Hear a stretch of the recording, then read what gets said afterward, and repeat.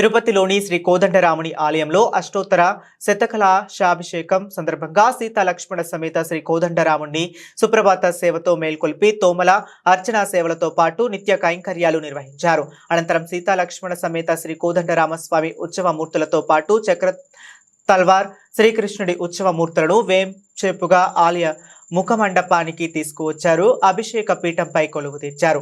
ఆ తర్వాత అభిషేక వస్త్రాలను అలంకరింపజేసి స్వామి అమ్మవార్ల ఎదుట ప్రత్యేక హోమాన్ని నిర్వహించి మహాపూర్ణాహుతి గావించారు. పాలు, పెరుగు, తేనె, పంచదార, పసుపు, చందనం, సుగంధ పరిమళ ద్రవ్యాలతో పాటు కలశలోని పవిత్ర జలాలతో అష్టోత్తర శతకలాభిషేకం నిర్వహించారు.